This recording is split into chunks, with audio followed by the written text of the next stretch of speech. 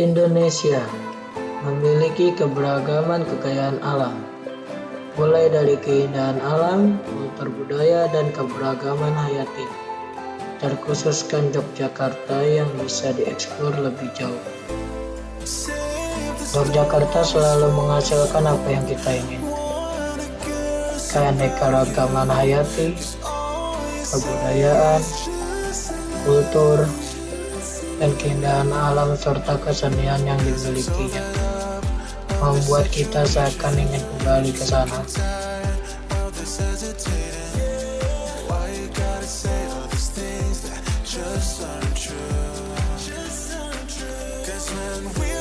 Dengan mengambil latar belakang desa wisata Manding, tidak jauh berbeda dengan desa lainnya. Desa wisata Manding ini menyajikan kerajinan kulit ciri khas yang dimiliki oleh mereka.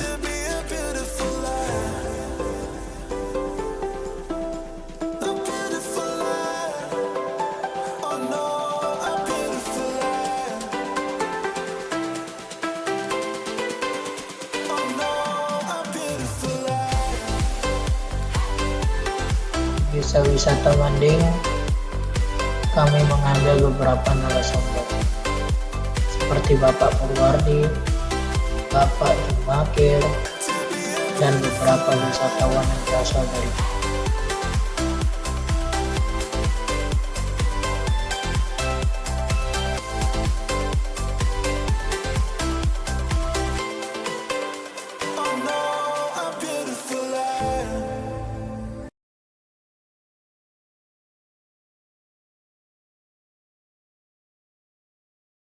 Kerajinan kulit Manding ini dimulai dari tahun 54 tuh ada pemuda Manding sini yang belajar di Roto Wijayan di lingkungan keraton, yaitu Bapak Rano Suharjo, Bapak Haji Prapto Sudarmo, sama Bapak Wardi Utomo. Itu belajar di lingkungan keraton di Roto Wijayan, itu belajar di membuat pelanang kuda atau pakaian kuda yang menarik.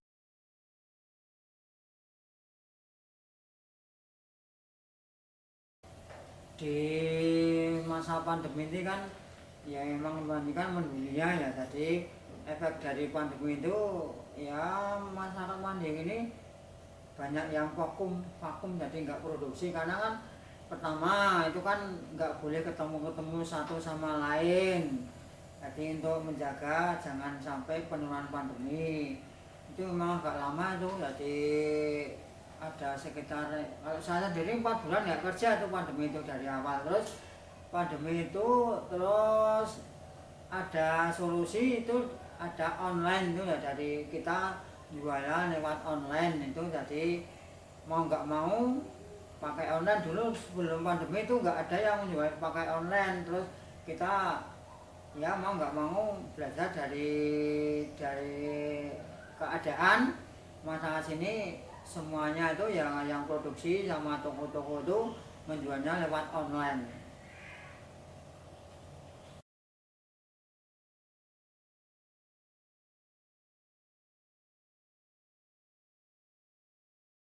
Menjual ekspor tuh di Manding itu udah ada berapa ya, 3 orang tuh ekspor ke mana tuh ya, ke Malaysia sama kemana tuh udah pernah ekspor. Tapi kalau dipikir-pikir saya sendiri juga, dagangan saya yang produksi saya juga menjualnya melalui orang saya sendiri kan, barangnya diekspor, jadi orang berapa ya saya itu produksi terus dia itu ekspor, jadi orang kedua itu ya itu, jadi produksi saya juga diekspor kan nggak langsung ke turisnya, jadi ada perantaraan gitu.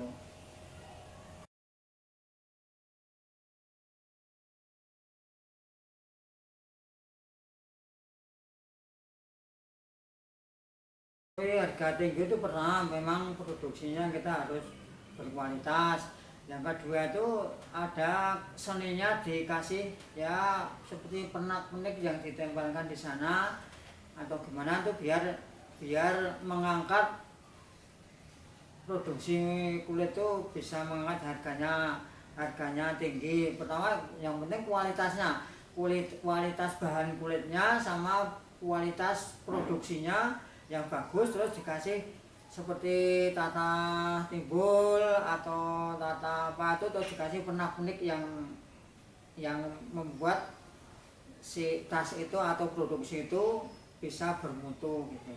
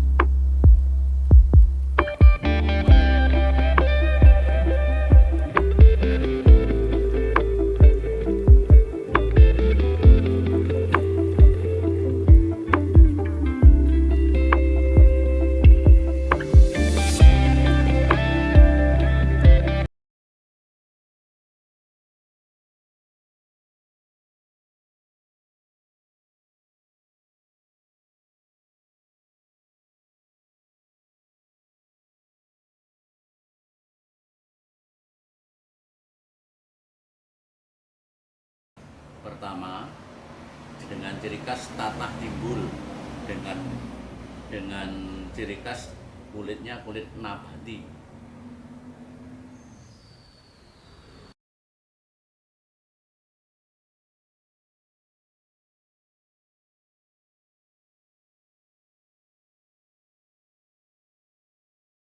Kerajinan adalah menurut kesulitan dan kemudahan. Kalau mungkin barang yang berarti tidak sulit, mungkin dalam tempo 1 hari bisa menyelesaikan 3-5.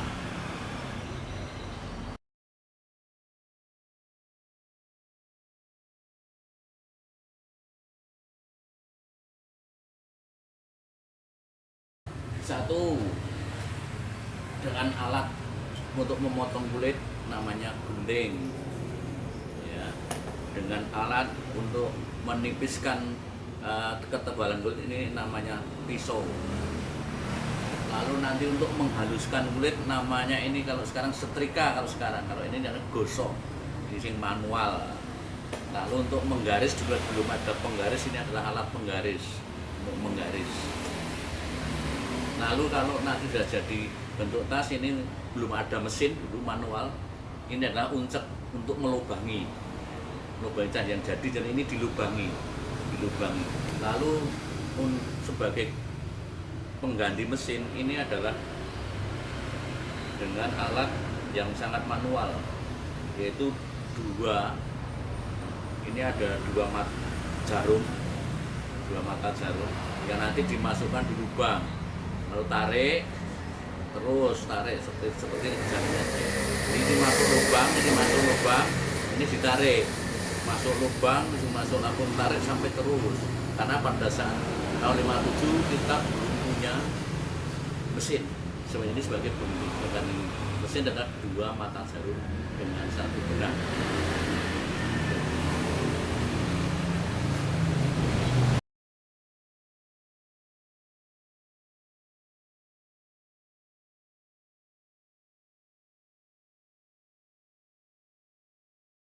Tas yang dibuat, satu memang asli kulit. Tas yang dibuat semua dari kulit, contohnya ini ya, contohnya semua dari kulit. Tapi juga dikolaborasikan kulit dengan kain. Semua kain, ada kain perca, ada kain batik, dan juga kolaborasi dengan pandan, kulit kolaborasi dengan enceng gondok, kulit kolaborasi dengan pelepah pisang, kulit kolaborasi dengan pandan, kulit kolaborasi dengan kayu. Semua bisa dikolaborasikan menurut pemesannya. Kalau boleh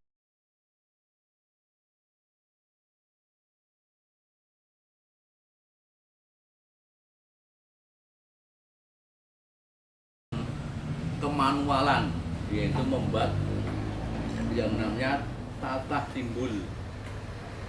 Alat-alatnya adalah seperti ini, contohnya ini kulit yang nanti bisa ditata, digambar menurut selera. Ini namanya tatah timbul, ya. Dengan kulit yang ditata ini akan timbul gambar, namanya tatah timbul. Dan ada juga tekniknya anyam-anyaman. Kulit yang dianyam seperti ini ada anyaman. Jadi sistem anyaman, sistem tatah timbul, itu yang tekniknya seperti itu.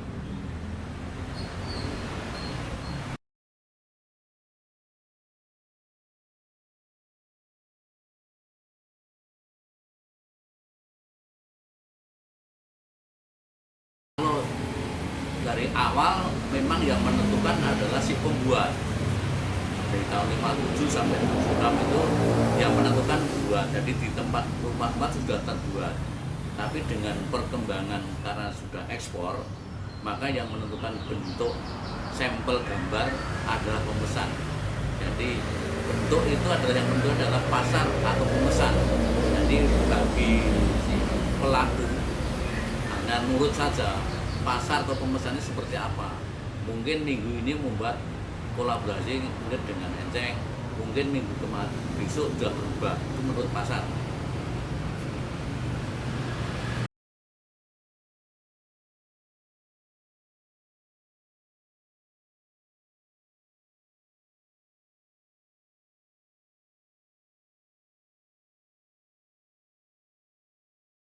Rumah pertama itu namanya home industri atau rumah produksi yang muncul berdiri tahun 57. Itu yang pertama 3 rumah, tenaganya 45. Lalu berkembang tahun 76 sampai tahun 2000, dari 3 rumah menjadi 96 rumah. Dari 45 pengrajin menjadi 650 pengrajin.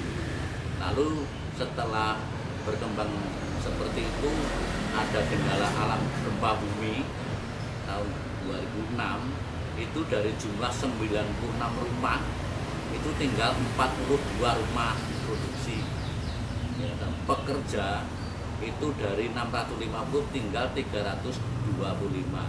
Nah sekarang pada COVID itu dari 42 rumah produksi tinggal sekitar 30. Nah, lalu pekerja yang 325 tinggal sekitar 250. Tapi kita punya showroom. Pada gempa bumi ini kita terbelah karena jumlah 96 rumah itu yang 45 hancur, lalu membuat toko showroom itu. Jadi kita punya toko showroom itu adalah rumah yang kedua karena terbuat setelah gempa bumi. Itu jumlahnya 53 toko showroom. Pekerjanya kurang lebih 150 pekerja atau penjaga toko. Jadi kita punya 2 potensi. Satu namanya showroom toko, yang itu rumah kedua muncul tahun 2007. Rumah yang pertama namanya rumah produksi, itu adalah jumlahnya yang terakhir setelah COVID itu ada 30, pekerjanya masih juga sekitar 200 itu. apa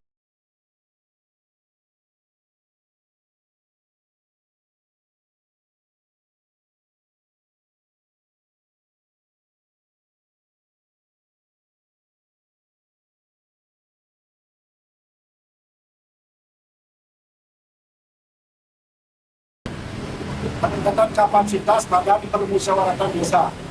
Ya, jadi kami dari rombongan badan permusyawaratan desa yang kemarin melakukan bimtek peningkatan kapasitas terkait dengan pengawasan kinerja perbegal, ya. Kalau di Bali namanya perbegal, ya, kepala desa.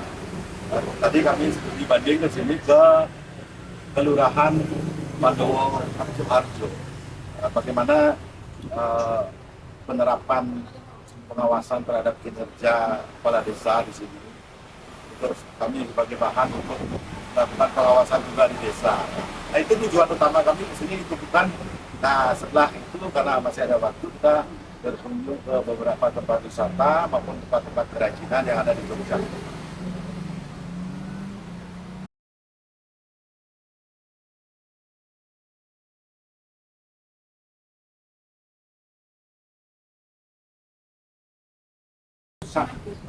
Kerajinan kulit barangkali satu-satunya di Jogja ini, dan kami juga sudah beberapa kali pernah. Kalau kami melihat dibandingkan dengan yang ada di Bali, kualitas kerajinan di sini cukup bisa dibanggakan dan juga harga-harganya relatif lebih bisa dijangkau.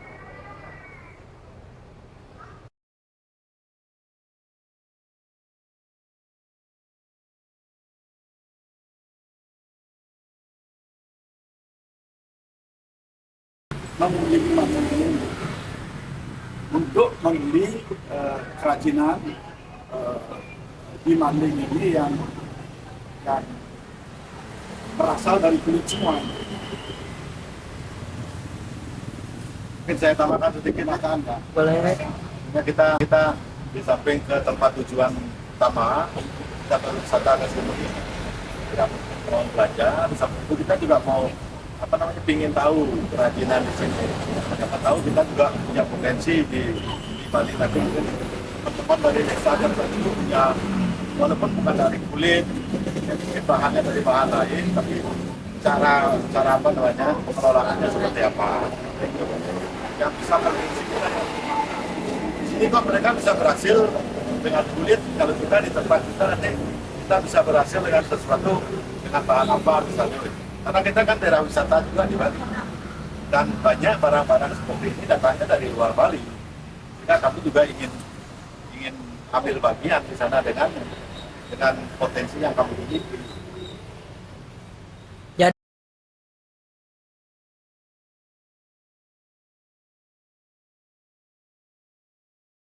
Di masa depan sudah barang tentu usaha-usaha yang berkelas UKM Mbak Dea, kelas UKM ini perlu ditingkatkan lagi, terutama dalam soal marketing itu perlu ditingkatkan kayaknya, karena di sini kalau dikunjungi oleh banyak orang, masalah parkir, masalah apa itu masih kita melihat sesuatu yang ada keterbatasan. Ya, mungkin ke depan lebih bisa diperluas lagi masalah parkir. berarti itu ya yang harus ditingkatkan kayak misalkan parkir, tempat pelayanan semua lah. ya. Terima kasih banyak saya ucapkan kepada, mohon maaf Bapak siapa? Itu swastika. Dengan Ibu siapa? Dengan Bapak? Ya, terima kasih atas waktunya. Jika saya mohon maaf bila ada kekurangan atau salah kata. Ya, sekian dari saya. Sebelum saya tutup dari Bali ya. Berarti Kemendagri Dinas Pariwisata Bali atau apa? Dari BPD, Badan Permusyawaratan Desa. Terima kasih banyak ya, Pak.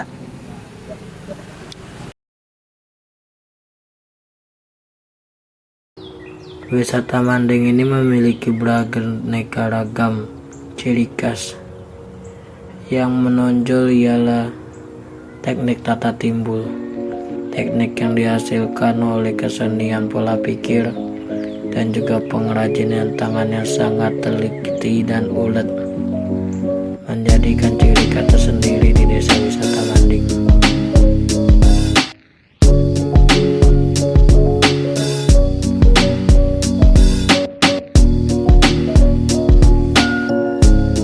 Begitulah desa wisata Manding, desa dengan kerajinan kulit yang sudah melegenda, desa dengan kultur budaya yang sangat ramah, dan desa dengan penuh kebudayaan yang tertata rapi di mana-mana.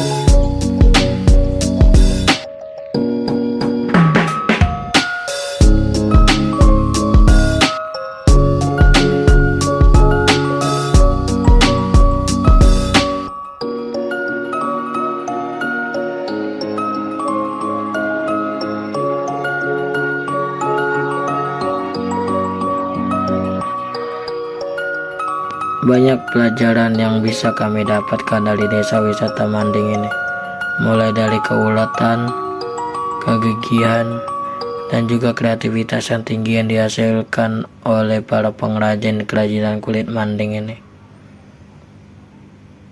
yang bisa dijadikan tolak ukur betapa sangat ingin berjuang hanya untuk menjaga entitas diri dan juga memberi makan keluarganya di tengah terpaan badai yang begitu banyak. Kami dari kelompok 6 hanya bisa bertepuk tangan melihat betapa kerja keras mereka dalam hal keuletan. Sekian dari kami. Assalamualaikum warahmatullahi wabarakatuh.